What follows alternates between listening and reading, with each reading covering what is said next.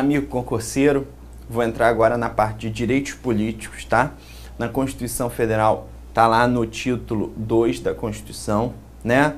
Capítulo 3, que vai falar de direitos políticos. Na verdade, os direitos políticos, tanto direitos políticos e partidos políticos, né? Vai do artigo 14 até o 17, que trata mais ou menos dessa parte, dessa área eleitoral, né? E a gente tem que, claro, observar bastante, focar bastante nesse ponto, porque a matéria é muito cobrada e a gente tem que ver, primeira coisa, o conceito. Na verdade, quando a gente fala o conceito, os direitos políticos positivos consistem num conjunto de normas que asseguram o direito subjetivo de participação do processo político. Na verdade, é o povo, né, tendo a vontade política, participando, seja de forma direta, seja de forma indireta, ou de forma ativa ou de forma passiva, né? Que a gente vai ver que o cara, ou ele apenas é um mero eleitor, ou ele é um candidato, ele está aspirando a um cargo político. Eles garantem a participação do povo no poder da denominação política por meio de diversas modalidades. Isso foi o José Afonso da Silva que falou. O artigo 1º, parágrafo único, a gente volta no todo poder emana do povo, que exerce por meio de representantes eleitos ou diretamente. A gente tem aqui a possibilidade de representantes eleitos ou diretamente nos termos desta Constituição. Na verdade, a gente, primeira coisa, temos a nossa democracia representativa. Primeira coisa, a nossa democracia representativa. Na verdade, eu poderia botar aqui, né? Aqui, vamos botar aqui bonitinho. Democracia, vamos ver agora se eu melhorei a letra, hein? Democracia, ó, tá ficando boa. Democracia representativa.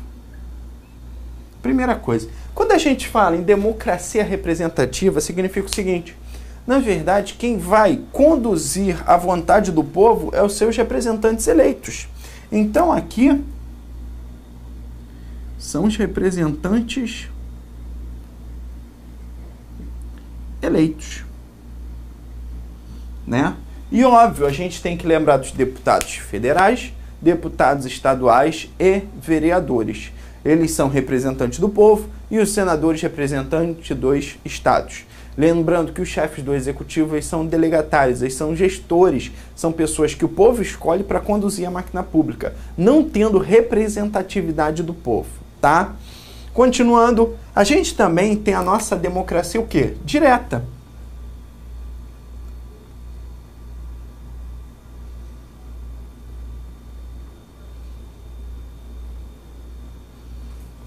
Quando a gente fala em democracia direta, né, o povo diretamente vai o quê? As urnas, eles vão questionar. E o artigo 14 que bota a democracia direta, seja por meio do plebiscito,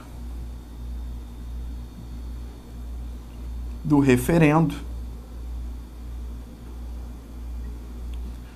ou seja, por meio da iniciativa popular. Mas, na verdade, quando o artigo 14 ele botou plebiscito, referendo, iniciativa popular, ele esqueceu, na verdade, o significado do primeiro, do principal.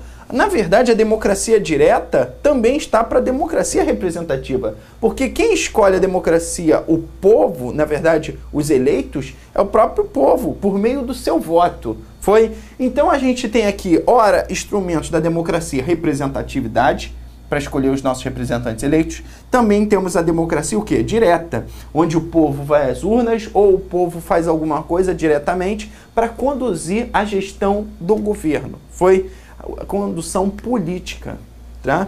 Então, ó, podemos confirmar que a nossa democracia é semi-direta ou participativa, porque, ora, temos instrumentos de representatividade como regra e também temos democracia o quê? Direta. O povo diretamente decide sobre determinada situação.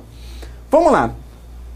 A gente tem que, na verdade, analisar o artigo 14 e ele fala uma coisa muito interessante. O artigo 14 fala que a soberania popular será exercida pelo sufrágio universal. Olha que bonito, sufrágio universal. Na verdade, o que significa sufrágio? É materializado pela capacidade de votar e de ser votado, tá? Então aqui a capacidade do camarada ser um eleitor e também de ele receber o quê? Um voto.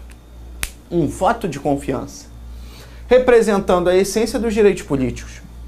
O direito ao sufrágio deve ser visto sob dois aspectos. A capacidade eleitoral ativa, de você o quê? Votar, e a capacidade eleitoral passiva, de você ser votado. A gente tem que observar que a Constituição ela coloca o sufrágio universal.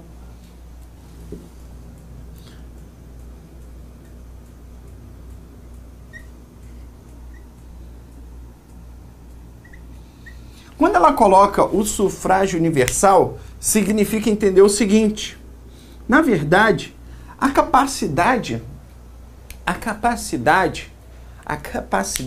eleitoral ativa e passiva é para todas as pessoas, independente do sexo, cor, religião, né? Ou bens, ou condição social, ou estado religioso daquela pessoa. Então, na verdade, quando a Constituição colocou o sufrágio universal, ela quis falar o seguinte: na nossa Constituição Federal hoje não temos possibilidade de voto censitário, né? De votos onde você só pode votar por uma condição de renda, onde antigamente mulheres não votavam, né? Então, na verdade, quando a nossa Constituição colocou a característica do sufrágio universal, é que esse sufrágio ia atingir a todas as pessoas. Claro, a todas as pessoas que preenchem requisitos legais. Tranquilo? Beleza? Maravilha. Vamos para a próxima? Aí já vem duas questõezinhas aí. Me pegou até de jeito essas duas questões. Vamos lá. A Constituição Federal consagra a prevalência da democracia representativa, né? A Constituição Federal consagra a prevalência. Como é assim? A regra é a democracia o quê? Representativa. Os nossos representantes que vão conduzir a máquina pública como se fosse a gente. Fazendo apenas alusão à democracia direta, sem mencionar expressamente os meios pelo quais a soberania popular pode ser diretamente exercida. Questão o quê? Questão errada. Por que errada? Porque, na verdade, a Constituição consagra a prevalência da democracia representativa. Fazendo apenas alusão, não. Ela fala quais são, ela bota expressamente os meios que vai ser exercida a soberania popular. A gente viu plebiscito, referendo, iniciativa popular para projeto de lei. Beleza? Questão próxima. CESP 2013, FUNASA, todos os cargos. Plebiscito e referendo são formas de exercício direto da soberania popular e expressam os contornos do regime democrático brasileiro, o qual possui tanto elementos de uma democracia direta, plebiscito, referendo, iniciativa popular, quanto de uma democracia o quê? Representativa. Nossos eleitos, né? Os nossos agentes políticos. A questão aqui está certa. Tranquilo? Beleza? Maravilha. Vamos ver agora o artigo 14, parágrafo 1º, ele coloca o alistamento eleitoral e o voto são. Na verdade, antes de começar sobre o alistamento eleitoral e o voto, a gente tem que ver uma palavrinha chamada de alistabilidade. Olha que maravilha. A alistabilidade, a gente tem que tomar a primeira característica, que aqui na alistabilidade a gente fala da capacidade eleitoral ativa, né? Você depositar o teu voto numa pessoa, num candidato. Então, primeira coisa, na verdade, são duas ações que vão ser praticadas, né? Uma é para você se alistar e outra é para você o quê? Votar. Então, a Constituição, né, falou que a alistabilidade representa o direito de votar, o direito de alistar-se como eleitor, é o que garante ao nacional o direito de votar nas eleições, nos plebiscitos e referendos. Lembrando que o voto é obrigatório tanto para a escolha dos nossos representantes, tanto por meio do plebiscito também é obrigatório, tanto no referendo também é obrigatório. Tem que tomar cuidado com isso. Vamos lá. O artigo 14, parágrafo 1º, fala que o alistamento eleitoral e o voto são, na verdade, eu botei aqui, obrigatórios. Primeiro, aos maiores de 18 e menores de 70. Aos brasileiros maiores de 18 e menores de 70 anos. É obrigatório o quê? O alistamento e o voto. Foi? Então, é obrigatório o quê? O alistamento e é obrigatório também o voto. Foi aos maiores de 18 e menores de 70 anos. Também a gente tem a facultatividade. São facultativos o alistamento e o voto. Quando eu falo em facultativo, é facultativo o alistamento, é facultativo o voto. Quando eu falo de facultatividade dos dois, não significa que se eu me alistei, eu estou obrigado a votar.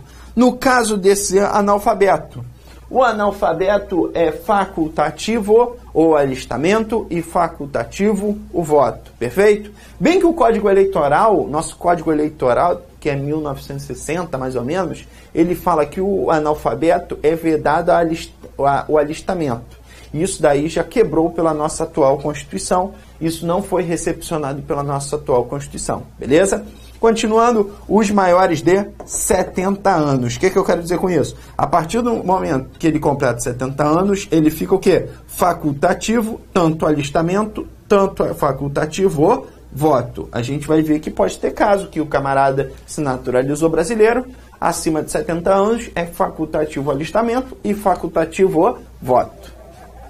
Continuando, os maiores de 16 e menores de 18 anos. Quando a gente fala que o camarada é o maior de 16 e menor de 18, o que eu quero dizer com isso? Na verdade, a gente tem assim, ele se alista com 16 anos e fica facultativo também o quê? De votar. Não falo que se ele se alistar, ele está obrigado a votar. Não é isso.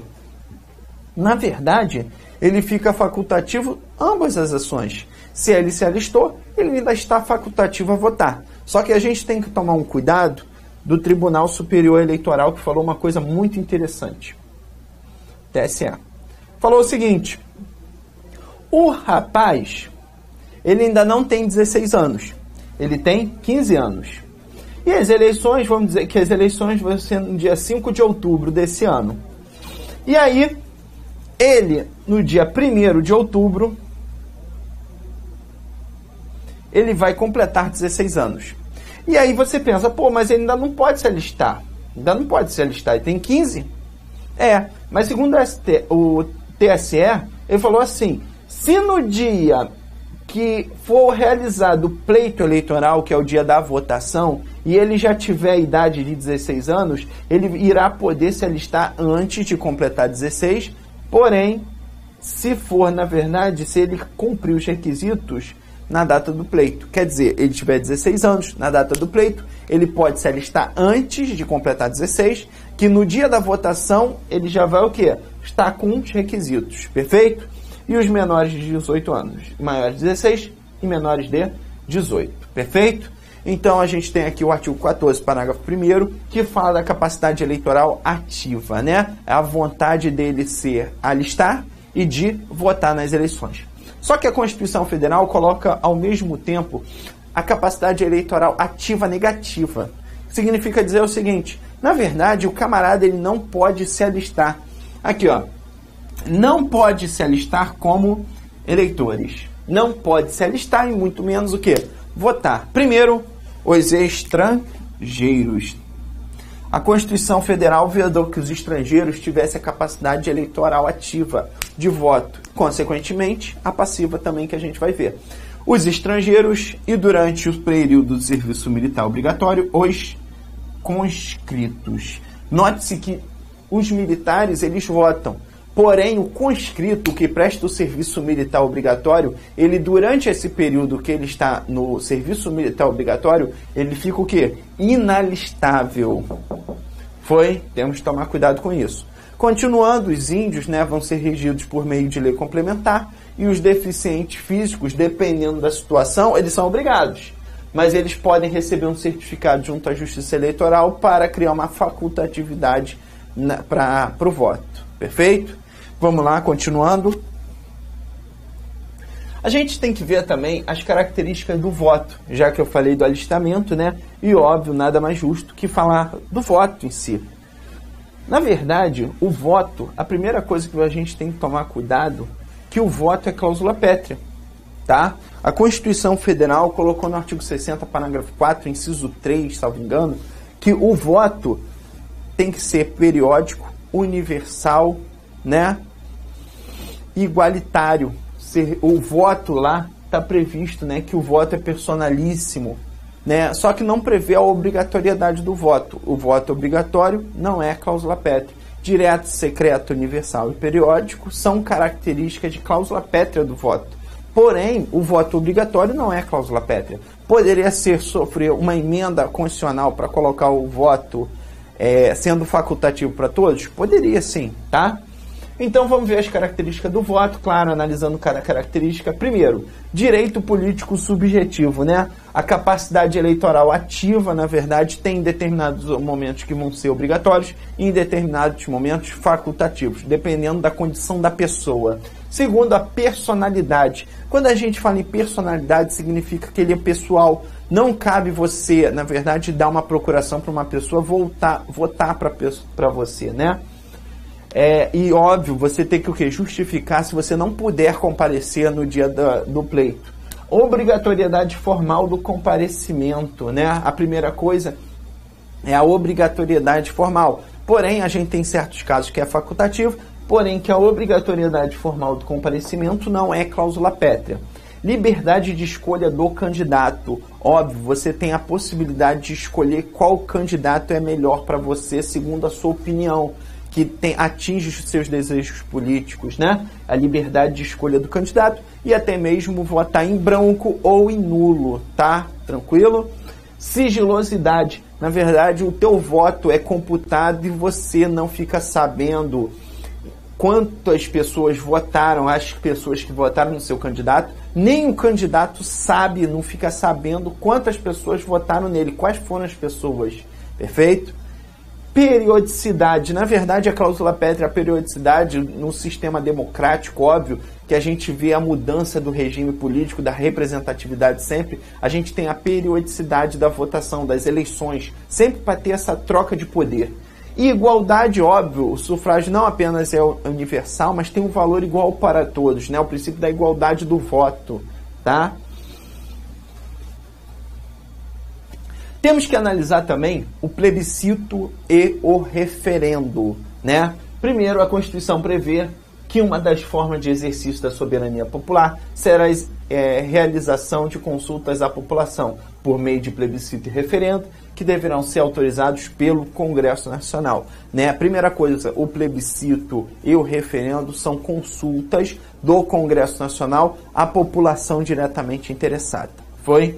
Então a gente tem aqui o plebiscito, que a gente pode colocar como consulta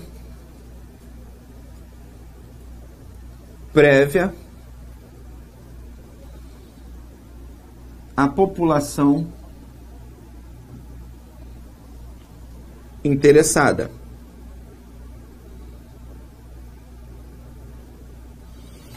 Aqui no referendo, consulta posterior à população interessada. Lembrando que tanto para plebiscito, tanto para referendo, na verdade o voto é obrigatório, tá? É obrigatório você participar de plebiscito e também de referendo. Tranquilo? Beleza, gente? Vamos daqui a pouco aí pro próximo bloco.